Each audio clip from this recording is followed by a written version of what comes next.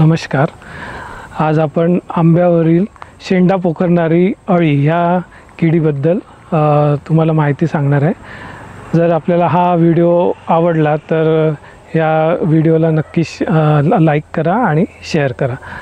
तर आंब्यावरील शेंडा पोखरणारी अळी ही जी कीड आहे ही आंब्याच्या नवतीवर येणारी एक कीड आहे आणि तिचा प्रादुर्भाव पावसाळी वातावरणात जेव्हा आर्द्रता हवेतील आर्द्रता जास्त असते, पावसाळा संपल्यानंतर हिवाळ्यात जेव्हा नवीन नवती येते किंवा फुलोऱ्याचे जेव्हा बहार येतो तेव्हा त्या नवतीवर ह्या किडीचा जास्त करून प्रादुर्भाव आढळून येतो. तर आता ह्या किडीची ओळख कशी करायची? ह्या किडीचे पतंग हे जर बसले असले तर त्रिकोणी करत आपल्याला लक्षात येतात आणि याचे जे समोरचे पंख आहेत, पंखातली जी लांबी आहे ती 8 ते 10 मिलीमीटर एवढी असते. तपकिरी रंगाचे असतात आणि त्याच्या टोकावर तपकिरी किंवा करड्या रंगाच्याच नागमोळी रेषा असतात.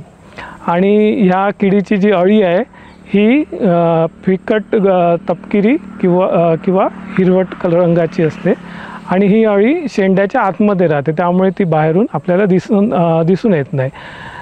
तर ह्या किडीचे जे पतंग आहे ते शेंड्यावर एक एक करून पिवळसर पांढऱ्या रंगाची अंडी हे पानाच्या टोकावर देत असतात. आणि ह्या किडीचा प्रादुर्भाव मग कसा होतो तर जेव्हा अंड्यातून अळी बाहेर येते तेव्हा ती सर्वप्रथम जे पानाचं जी मुख्य शीर असते त्या शिरेमध्ये ती आत शिरते आणि त्याला आतून पोखरत जाते. त्यामुळे जे पानं आहेत ते वेडे वाकडे होतात आणि त्याच्यावर असे शिरा ज्या आहेत त्या काळसर पडतात. त्यानंतर अळी जेव्हा पुढे थोडी मोठी झाल्यावर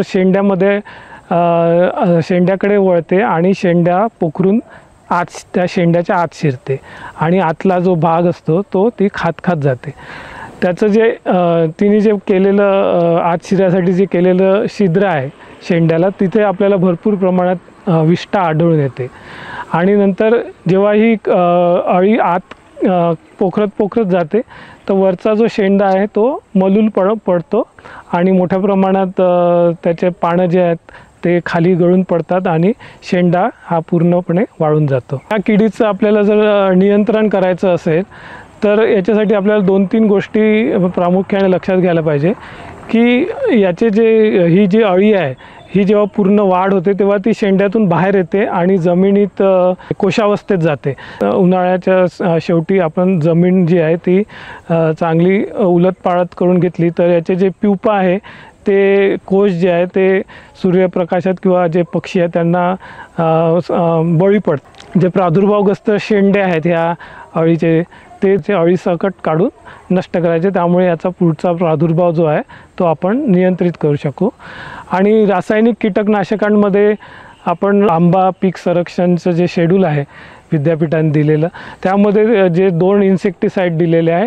एक म्हणजे डेल्टामेथ्रिन 2.8% EC हे 9 ml घ्यायचं आहे 10 लिटर पाण्यात, किंवा तुम्ही लॅम्बडासायलोथ्रिन हे जे औषध आहे दुसरी फवारणी करता आपण सजेस्ट केलेलं आहे 5% 6 मिली प्रति लिटर पाण्यात घेऊन फवारणी करायची आहे.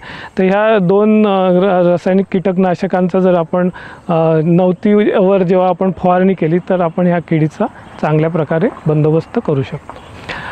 तुम्हाला हा व्हिडिओ जर आवडला असेल तर नक्कीच लाईक करा, सबस्क्राईब करा आणि इतर शेतकऱ्यांना तो शेअर करा. नमस्कार.